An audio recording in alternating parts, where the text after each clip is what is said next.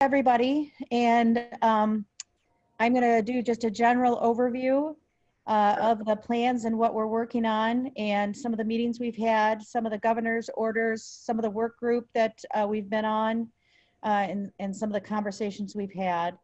Then I'm going to allow questions, and if you would put some of those questions in the chat box. If we don't have too many more people come on, then we'll just unmute and let some conversation go back and forth, since there is quite a bit of central office staff and individuals that are on the committee that's working on the back to school. If all of a sudden in the next few minutes we get 40 people on here, then we will probably just do questions in the chat box, and I'll read them back to you, only because it can get difficult to go do a back and forth conversation. So we want to be mindful of the ability, and so I will answer questions back and forth in the chat at that point in time. So we'll just kind of see. Brad and Darren are moderating for me on that manner, and you do have the ability to put your hand up if there's a time when you want to ask a question, and you want us to unmute you. So thank you for being here this evening. I have several of the central office staff that are here with us that are sitting on our back to school committee, but I know that there's been a lot of questions out there about. If you don't know me, first let me tell you, I'm Dr. Krupe, Superintendent of Schools, and I know there's a lot of questions about back to school given this current health crisis, and we don't have all the answers. And if we had all the answers, everybody across the country right now would be copying our plan, and I'd probably be on the talk circuit.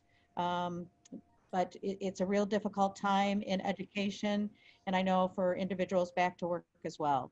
And so we've been reaching out to get thoughts from both of our stakeholders, parents, our teachers. We've had a survey already out once to parents and to staff, and there's been a second survey that's gone out to parents to get some of their ideas to help guide us on our understanding about what parents are looking for their children as they return to school. A lot of what will guide us is the thoughts of both our local health department, our state health department, and at the end of the day, what the governor gives to us on the 30th about the roadmap back to school, which she will release, that has been developed by stakeholders across the state. Some of those stakeholders are right here in Oakland County. It is being run by superintendents, business owners, educators. I think there's some students on there as well that are gathering data to give us the best guidance based upon the CDC, health departments, and educators and business owners about how to get us back to school safely. We currently have a stakeholder group of over 45 individuals that include parents, teachers, some students, administrators, community members that are looking at the guidance from different places across the state to make some determination about what makes sense for Hazel Park. We know that our community, while the same as many communities about what we need to do safety-wise based upon CDC and Oakland County Health Department recommendations, we're also very different in what our parents need in order to get back to work themselves. So in doing that, we're making a lot of considerations and thoughts. There are some considerations that will be the same as other school districts, such as whether or not our students have to wear masks. And those masks, whether or not we're wearing masks, will really be based upon what we're being told. Again, this is a health issue more than an educational issue. And so what we have to do is based upon what the health department or the state tells us that we have to do. It is most likely that people will have to be wearing some kind of mask face covering, unless that you have asthma or breathing issues, or you are a child with a disability and can't keep them on, or you are a small child, normally under the age of 2, then you will have to have some kind of face covering on. Teachers might wear shields, or they might wear a face mask depending on what they are doing, and the same thing with all staff. There might be times when those masks might be able to come off, but I think for the most part, you're going to see that most school districts are going to require some kind of mask or face covering, depending on what phase the school district is in. Additionally, you're going to see that students and staff are going to have to do some kind of temperature taking and answering of the COVID questions that you have to do, such as, are you having any symptoms? That would be coughing, breathing, temperatures, throwing up, achy body before that they can come to school, and have to be fever-free for a certain amount of time. And our students are going to have their temperature taken in some way, shape, or form. Same way with staff. Or we will have a self-reporting tool, which we are considering right now for all staff to self-report before they come to work. Additionally, there's going to be a requirement to do the best we can. At this point, it seems like 6 feet is what everybody's recommending. And as we move into different phases, I'm sure that might change. But right now you see in most reports across the country that 6 feet is the distance that they're asking you to attempt to keep students apart. So what does that mean for Hazel Park?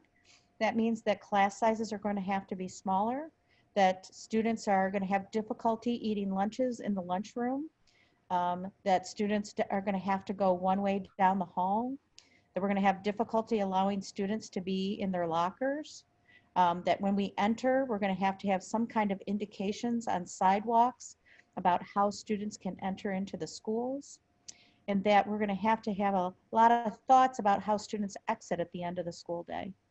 All of these items will be items that we will share with our staff on the opening school day, and will be in some kind of document that we share with people, the community, parents, businesses, as well as our teachers and parents before the school year starts. Our educational day may look very different. We have a part of our committee is studying on the virus side of things and what we will do differently inside the classroom as far as temperature taking, walking down the halls. And the other part of our committee is studying what is that going to look like in our schools. So when we sent out to our parents, we had about 150 parents responded. And of that, about 20% of our parents are saying that they would like to be in a virtual setting full time. And so we now have moved our Viking Virtual Academy, which was a 9 through 12 Viking Virtual, total virtual school, now down to a kindergarten through 12 virtual academy.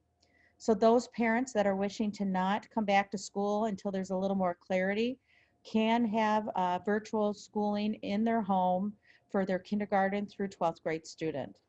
Of course, we always would prefer that our students are in the classroom. There are some parents that we know can't have their student return due to some health concerns or simply are not comfortable yet. And so we support that, and we will be supporting them with an online curriculum. And we will be able to have those students be online with the support of a teacher in school that will make regular contact with them. So we will be advertising that very shortly to everybody and making sure that parents will be able to enroll them to the online setting. Additionally, our hope is that students will be in school full-time 5 days a week, if any possible way. We're looking at that currently inside our schooling environment to make a determination about how we can do that, whether it be looking at a different kind of scheduling, looking at block scheduling, or utilizing other classrooms, such as we could potentially be using Longfellow to help expand this without using additional teachers by looking at education a little bit differently. And all of this could change if we move to a level 5 or move to a level 6. We also will need to be ready to come back into the homes just like we did this spring. And so we're going to have to look at our technology a little differently, making sure our technology is in the hands of our students right away, because we don't know. We could be told on a Monday that everybody has to go home and that we're educated from home for a while. This is all tricky, and as I said, it's a medical crisis. And so we'll have to be looking and listening to the medical professionals on a regular basis to keep working and understanding where we are. The positive thing is that Oakland County has put aside $2.2 million for nurses, and it appears that we will be at least getting one nurse until December in our schools, and I believe we'll be getting more than one nurse, and that nurse will be helping our schools understand how to work with families, how to work with the students, and give us the best guidelines put out by Oakland County Health Department to make sure that our students are being identified properly. We're working with parents on guidelines for sending them home and also for guidelines coming back. So with that, I'm going to open it up to questions. And for those of you that weren't here, we can, I think we can try I'd like you to put your questions in the chat box so it's a little easier for me, but we can unmute. We'll try this with 17 people. And we can ask questions. I know there's already one in the chat room and we can respond back and forth, but it would be best if you raise your hand. But does everybody know how to raise your hand? If you want to ask a question, and then we can respond back and forth in a regular conversation as if you were in the room. Okay, so Brad, if you want to unmute, and I'm going to ask the question in the box first. So Barb said, what about Jardin and JARP sites? So Barb, I'm not quite sure yet about Jardin and the job sites. We've not received anything about kids being able to go out. I would assume that when we get closer to the school year, we'll have a little more information about what job sites are allowing our students to come. My guess is that hospitals will be off the table as job sites we've had before. But that's mainly what Jardin is. Yes, but I think we're going to have to look for some other job sites and ideas about where the students could go. But my guess is that the hospital will not be a place, I would as long say, as COVID is going on, that they're able to go. and like the senior places. No, I would guess no senior centers. I don't have a confirmation for that, but I would guess that those are places where our students can absolutely not go right now during this, because they're at risk just as much as the seniors are at risk. Yeah, but that's mainly what Jardin does, is the job sites.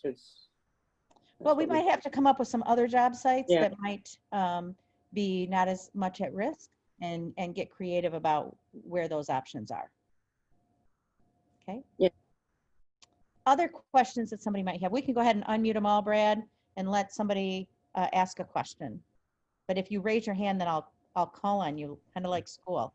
Angela has her hand raised. Angela. So if students or families choose to do the Viking Academy, would they have the opportunity to then, if something comes up, if they have an appointment, if they have something, would they be able to send their child to school some days, but do virtual learning other days? Or is it kind of a one or all? They would be able to go to Viking and come for electives if they chose to.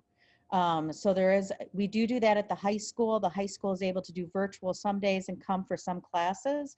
We could potentially set that same way up for any grade level if we worked that through. So they could say, if we made a block schedule at the elementary school and said on Mondays for this group of children, we're going to do English and math, and Wednesdays it's English and math, and Tuesdays it's English and math, or Monday, Wednesday, Friday. But on Tuesday, Thursdays, we're going to do science and social studies. Then they could come for science and social studies on those other days. Okay, perfect. Thanks. You're welcome. Other questions?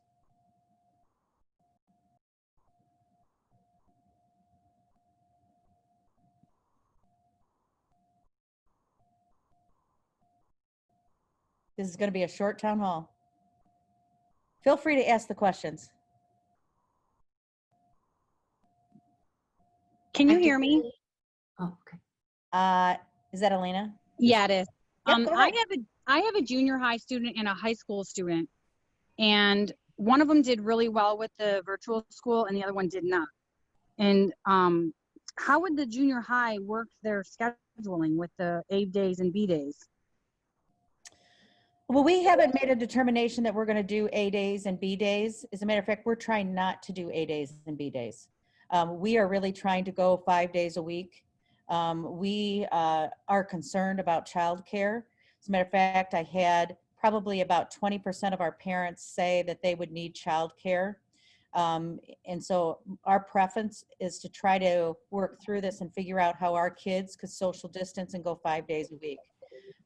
By looking at things a little bit differently, by doing some heavier block scheduling, utilizing some spaces like auditoriums and other spaces. As you know, when kids go home, we are putting them on computers to do some computer work. We could do that same practice in the school by having them use the iReady program that they're using this summer. So is your child using the iReady at the junior high this summer? Yes, Chloe's using the math reading thing right now. Yeah, so that program is one that's used in schools, and so we could utilize that while they're at school in a larger room with more children spread out, and kids could be doing that at school, so parents could go to work. Okay. And then go into English, so they could do iReady for an hour in a larger group spread out, and then go to their social studies class next. You know what I mean? So I Yeah, have to, she yeah. didn't do very well with the virtual school at all. So she needs to have that environment where she's in something where she's structured.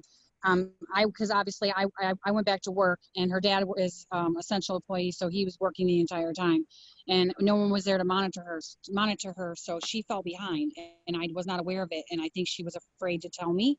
So we played catch up, and she ended up, passing all her classes with all A's, thankfully. But and her brother, he's a go-getter. He can just do it himself. So one would not want to go to school, and the other one needs to go to school. And we received that from many of our students, that conversation. I hold a superintendent advisory group with juniors and seniors, and that was the conversation they had with me as well. They didn't feel like they learned the same, and they didn't feel, they like to there's synchronous and asynchronous, and synchronous is face-to-face. And they want to see their teachers, they love their teachers, and they feel like they need to learn face-to-face.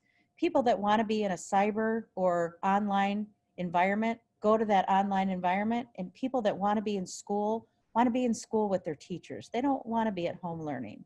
And so I really feel strongly about wanting to see if we can do it 5 days a week. There are schools that are doing it 4 days a week and using that 5th day to clean. I really would like to try to make that 5 days a week and coming up with another solution. It's about space. But if the governor tells us you can only have 10 kids in a classroom, that might be an issue. We might have to do an A/B schedule, but that would not be our preference. If we do an A/B schedule, we'll have to come up with some kind of childcare, which we might try to look for anyway. Do you have any other questions about that? No, I think I'm good for right now. Okay, great. Other questions?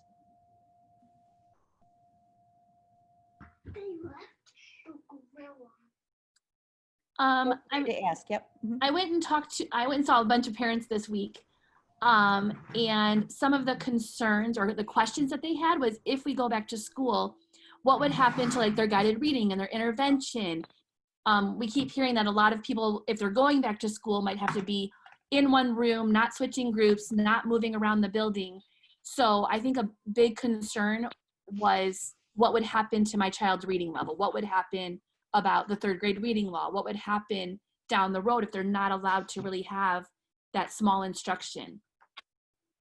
Well, so we know that there's going to be smaller classrooms. We doubt that we can have 26, 27, 28 in a classroom because you can't be 6 feet apart. Yesterday, our work group of the building went to visit United Oaks and went to the junior high and went to the high school. And we know that probably the most we can have in a kindergarten classroom is 18. That's in desks, that's not in tables and on the floor and keeping a great area. I mean, teaching would be back to some traditional, we're going to sit and we're going to sit forward, not the wonderful group tables that we had. And at a guided reading table, you can only fit 2. So, I mean, there's definitely, we're going to have to do some thinking about how do we do some of that guided reading instruction that we did before. We might have to do, Angela, some direct instruction reading where we're guiding them through that in a different manner. We might have to change our instructional thought processes to move them ahead next year. It is recommended that we go room to room for the teacher, not for the students. That is the recommendation. We've not landed on that conversation yet because we're all struggling with that because we know kids need to move. They've not said no recess. They've said stagger recesses they want you to play and stay in the same group. So those same groups of students are going through that same environment. We've not come to an agreement on that. We're trying to get the Oakland County Superintendent's Group to kind of land on that same agreement. There has to be deep cleaning at the end of every day of those recess, playgrounds, and there has to be a deep cleaning right in our classrooms every day.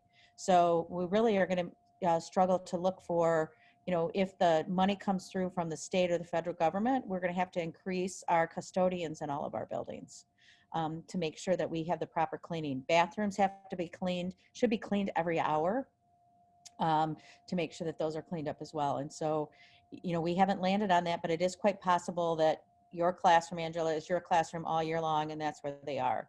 For MTSS, it really depends. We may use MTSS teachers to teach some classrooms. That'll have to be a conversation in order to reduce that. We know, though, that, with our reading levels, that could be a specialized group that's with those MTSS teachers that might need some specialized instruction.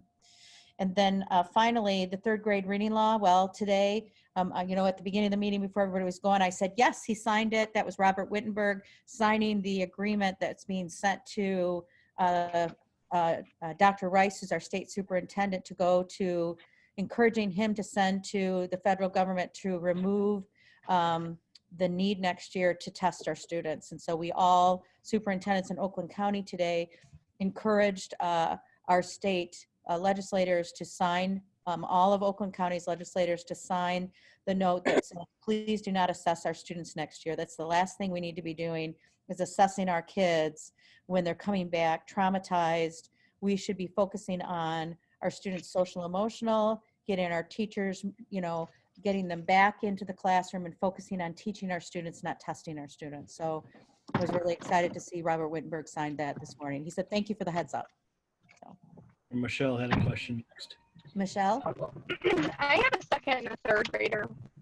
And my concern is that these teachers are gonna, be overwhelmed with the students saying, I can't breathe. And then at some point they really can't breathe. Are there gonna be breaks for them with the masks if needed? So, if children have true breathing concerns, we will be able to they will not have to wear masks if they have asthma or other breathing issues. But I certainly think, as teachers, and Angela's here as well, and we have social workers in at each and every building, as you know, that we're going to be compassionate and working with our kids regarding the breathing concerns.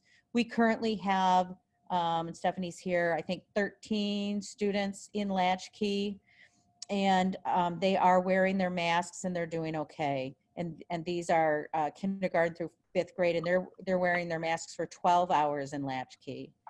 So, students can take them off to eat, but just like in restaurants, if we have them go and pick up their food, they're gonna have to wear their masks to go pick up their food and come and sit down, and they can take off their masks.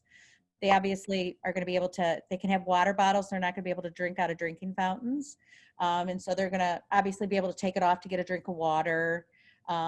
So, I would hope that in our language, and this is what I was encouraging, I sit on the ISD's work study group, and I sat on the work study group with the nurses, that they would say something like, to the greatest extent possible, students need to remain with their masks on.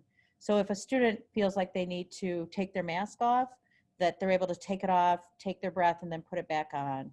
And I've also asked them to use the wording, to the greatest extent possible. We need to keep 6 feet apart, because we know that that's going to be difficult for everybody. You want to hug your friends and see your friends, and you're so excited to see everybody. And so we have to remember, guys, you need to try to keep 6 feet apart. And we can only hope that in 2 months we're at level 6 and we don't have to worry about that. But we have to, it's our job as a school district to be prepared to keep the greatest safety. And I did mention as well that we have our business director, assistant superintendent of business, is just fantastic. And he has already purchased hand sanitizer machines that are sitting at the entrance and exit of every classroom. So when you walk in, you can put hand sanitizer out. When you leave the room, you can put hand sanitizer on. So we've really started to put a whole bunch of items in place. And as I said, in 2 months, we could be going without masks.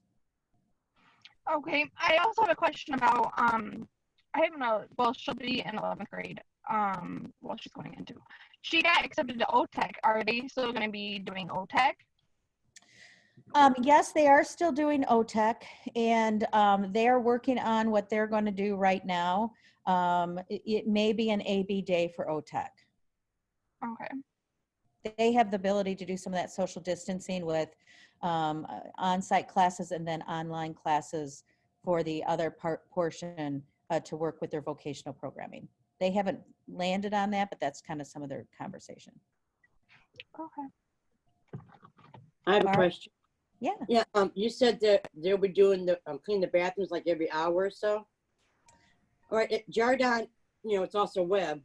We only have one custodian. Are they gonna, he's gonna be able to do all the bathrooms and cleaning? And that, So Hazel Park obviously cut a tremendous amount of custodians how is he before gonna? I came 5 years ago. Oh. So I always like to say that before I came, all those cuts were made. Mitch got out at a good time. Yeah, so we hope that we will be able to keep up with the every hour. And depending on if, you know, right now they're talking about making cuts to all the schools in this school year after money's already been spent into next year's. So right now, you know, on Monday, we will talk about the final budget for this school year and next school year. In this current budget next school year with our projections, and we've done a worst case scenario of our budget, you know, we will come out of deficit as a school district for the first time in 15 years. But as we're coming out of deficit, it's not a great amount of money out of deficit, right? It's enough money. So we, that is if they make as big of a cut, a $700 cut that we're guesstimating. Out of this year's budget, after we've spent it, right? After we've spent all our money, they're telling us they're gonna cut $700 per student. And then for next year.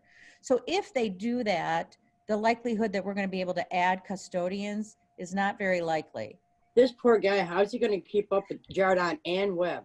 They're gonna be cleaning bathrooms all day long. If, There's only one guy. yes, I know.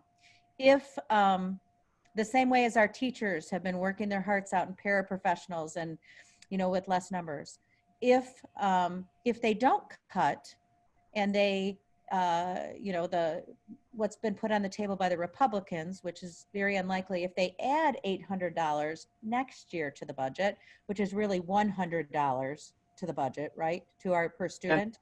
It's not what it sounds like, because they're going to cut $700 this year, so it would be $100 next 100. year. Right. Then we might be able to add some custodians, and that would probably be the place we would add, given the amount of cleaning that needs to take place. And But that's a lot. Yeah. That's, you know, that's 2 schools. Yes. One custodian. Yes. So we have to stay out of deficit, however. So Yeah. it'll have to be all hands on deck. Yeah. And that's a lot of, Mitch got out at a good time. No, we're going to miss Mitch.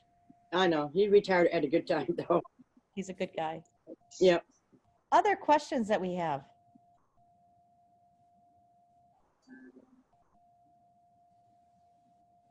Any questions? Alina? Is regards to the mask, what do you do with the kids, or how do you tell the kids who say, well, that's to the child who has asthma and can't wear a mask? How do you tell that child that, well, you have to wear a mask, but they don't? Well, it's the conversation that we always have in our schools about sometimes when some students get accommodation for tests, and sometimes people don't go out to recess, or, you know, it's something that we, I'm a former special education teacher and director, right? That equity does not always mean that it's equal, you know, that different people have different things that affect them, and we have to be understanding for that. And masks are about protecting yourself, right, from others around them. And sometimes you don't know who's carrying it, but they have a breathing issue that when they have extra things between, you know, makes it difficult for them to breathe. So, you know, teachers will have to have talking points for that. And it might be something that's what we use our nurses from Oakland County to help students and come in and have those conversations. I mean, it's one piece that I've talked with people about is, instead of PE, maybe we have health, and we not only talk about COVID and those kind of things, but we talk about social, emotional, and how they're feeling and what they went through and how to be kind and those kind of items when we first come back. And that would be a good conversation to talk about. A lot of the teachers at Jardin are good at explaining that, too. Mm-hmm. Differences and stuff. Elena, did that help? Oh, yeah, I was just asking just in case somebody else had that question, because like I said, I have one that wants to do virtual and one who needs to be in school, who doesn't care that she has to wear a mask all day. And then my other question too is, are masks being provided or do we have to provide them? Not that I have a problem with providing it. Good question. So we had $10,000, Dollars, 10,000 way! 10,000 paper masks donated by Breeze, which would really mean that's 3 days of masks for kids in our whole school district. But those will be available if we need them. And then I've put out a call for asking for individuals to make masks, and we'll provide the material and the elastic. We're working on 9,000 masks. So it's our goal to give 3 masks, cloth masks, to every student when they come to school, so that they're available for them. And our hopes would be that the parents would keep them and clean them, right?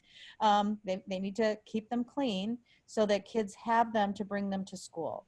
So we will have some paper masks if needed, but kids need to bring their masks to school. Do all the schools have washer and dryers? No. Oh, because we do. We can always keep them there and wash them at night and give them back to the kids in the morning.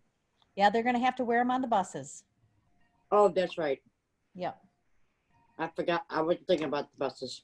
Yep. Other questions?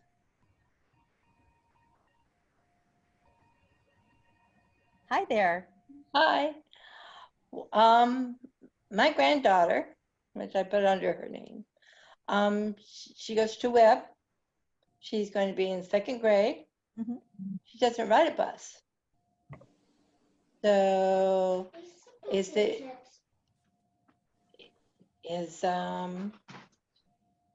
so about on her mask, is there a place where she could leave her mask so she doesn't forget it?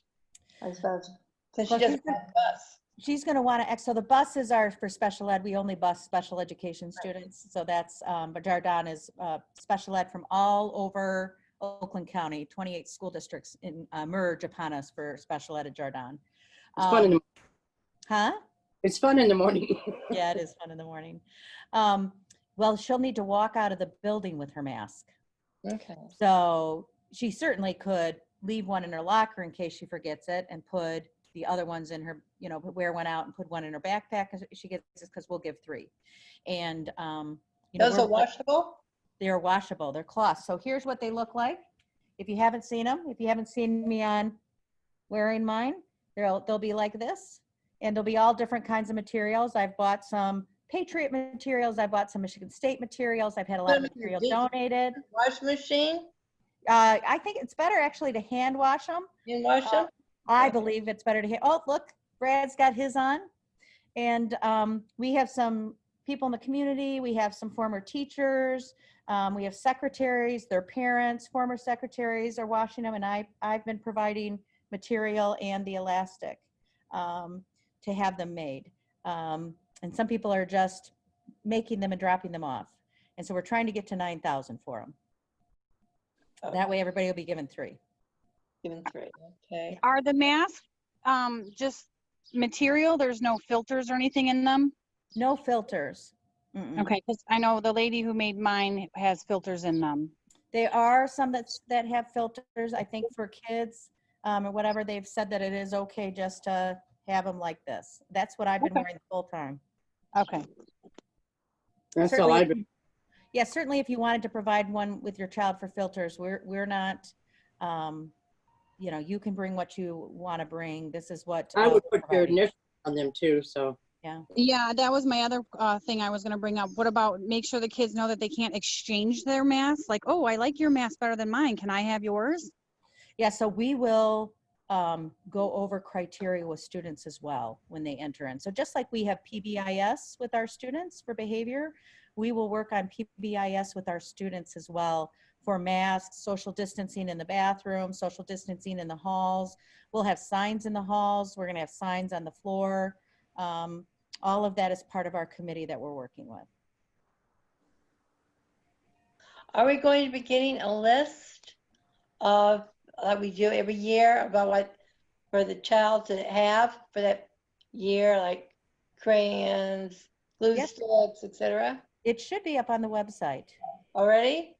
Yes, that was completed before we left. You know, and it should be on the website. I'll have to double check. If it's not on the website, I need to do a letter out to everybody soon here regarding the fact that we have the K-12 open, and we're also going to have enrollment nights in July and August if you haven't enrolled, with some hot dogs and what I have you. need to go inside and do it.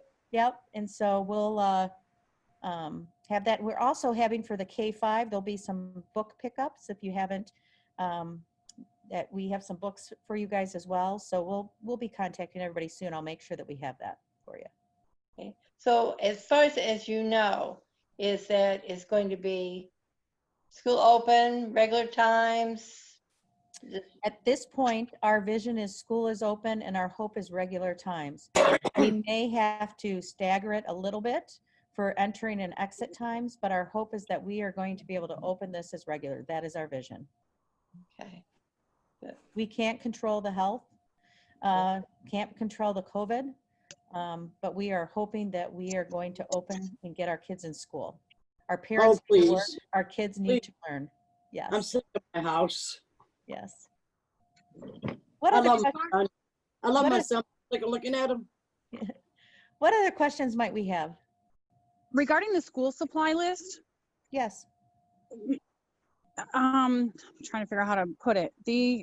Were they last year and the previous years when the kids brought that stuff in, was that like put into a pool and they would use it as needed? Is that going to change to where they have to have their own stuff, their own pencils, their own pens, their own glue, their own crayons, their paper, everything, stuff like that? Yeah, they will not be able to share this year. So does the school supply list, does it change from the way it was last year? So yeah, there were some things that the principals took off the school supply list. At least they said they were going to. I have to be honest with you, I haven't looked at it. Stephanie, have you? Dr. Dulmage? No, I have not looked at it. Yeah, they were going to take items off that, and they were going to put that they can't share it on there, and we were going to have to come up with a way that the teachers are keeping that separated in their room.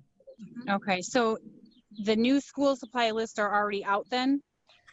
They should be, and that's when I said a few minutes ago, they should be. I'm Okay. going to have to take a panicky look when we get off the phone to make sure that they're on the website. Okay. Not make myself a liar. They're not. Just so you know, they're not. But we'll get them up in the next couple days. Okay. No rush on my end. Just Yeah, wondering. they are finished. The principals finished them. Let me find out where they are, and I'll get them up there. But we'll get them out to you. We had a meeting several weeks ago with the principals to create those school supply lists. And as teachers, we chose to go as minimal as possible to try to help and just get things that we for sure needed. And also anything that was community supplies, I know we were all told to kind of eliminate community supplies and just put everything on there for students to have individually. Thank you, Angela. I knew I wasn't crazy. No, it should be done. I mean, I'm a little crazy, but not that crazy. Other questions?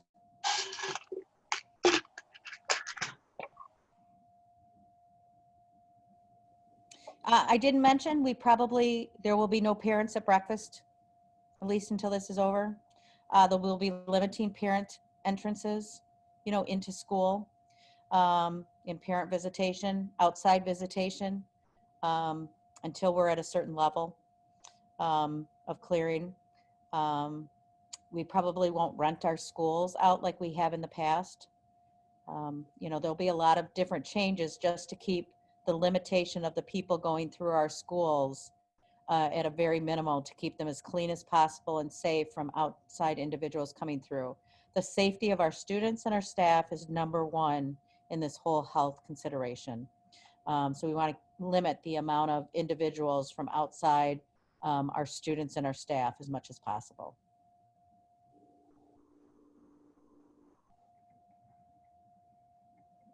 Any other questions? Can I have a question outside of our COVID situation, if you'd like? I just have something I wanted to tell you. Yes.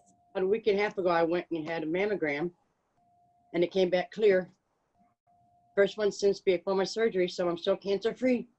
Congratulations. We're so Yay. excited and happy. I know. And I got my second haircut. You are blessed. Congratulations. That's so great. Thank you. Well, if you have no other questions, I'd like to remind everybody that tomorrow is our food basket drive where you can come and get food. We'll have 1,200 boxes at the high school. Anyone, they're there for anyone. So if you want to come and get them, if you want to come and get some and give them to your neighbors, if you know of somebody that's disabled and not able to get out, please let us know. I know I have 4 people that I deliver on a weekly basis. This will be available on Thursday mornings from 9 o'clock till 12 till the end of August. And so we want to make sure that people in our community or nearby communities, if they need food, it is vegetables and fruit. It's been more vegetables than fruit the last 2 weeks, but you know, it's usually potatoes, apples, then carrots, celery, some onions. We've had strawberries. We haven't had any blueberries yet. I'm waiting for some blueberries to get in there for people. Yeah, cucumbers. So please Onion. come by and get some. When did they extend it to August? Last week. Cool. It's a great thing. Any other questions? No, but I have a quick response to the school lunches being held out on Mondays and Wednesdays and Fridays. Yes. Is that still, are you guys still busy with doing that as like it was when school was in? We Or are. has it slowed down a little bit? Like people don't know about it still? People have slowed down a little bit, and it's just on Monday and Wednesday. Monday and Wednesdays now, yeah. Monday and Wednesdays now, right? Because we're now into summer feeding, which is different than what we did before, and so we have to kind of adjust how we do things. But yes, we've advertised it, but it's not as heavy as it was before. Okay, I was just wondering. Yes, and it's down to 2 schools now. Yes, I saw that. It seems as if now that people are getting their EBT cards, that maybe, and some people are back to work, they're not as interested as the food. That's what Yeah, the kids they weren't excited about it, that's for sure. They'd rather eat the food at home. Do you think that there's because she started servicing some hot sandwiches too, is there something different that you guys think that they would have been more interested in? I don't think so. My kids seem to be okay with the food that they got. They seem to have gotten too much milk though. I felt like I was dumping milk down the drain. I was trying to advertise on Facebook, you know, does anybody want this milk before it expires? I don't want to dump it down the drain. And, you know, we don't go through that much milk, so. Yeah, and we have to give the milk out, you're right, with the lunch to make it a federal lunch, but we'll certainly mention, you know, but if anybody has any input, we'll take it anytime. Can't you freeze milk? Yeah, but some people don't care for it after it's been frozen. And I know I don't, especially with bread. I found that freezing bread and then bringing it out of the freezer, it turns soggy. I've never had any luck with freezing anything. Because I know my mom used to always freeze milk. Yeah, I don't know. Times have changed for sure. Yeah. But then she was nuts. Okay, anybody else? Well, I certainly always thank you for coming out. And we will continue to share any information that we have. We'll have a couple more roundtables as we know more information. We'll try to have them in person. We had a nice little in-person one last week with 5 or 6 people sitting on the lawn. And it was enjoyable to have some conversations then. And we certainly will make ourselves available online as well so that people can continue to ask questions about coming back to school. And I'm always available. Please feel free to throw an email out to us. Or give me a call in my office as well. I'm happy to ask questions that you have at any point in time. Thank you so much for being a part of Hazel Park. Talk to you soon. Thank you for my sign. You're welcome, Barb.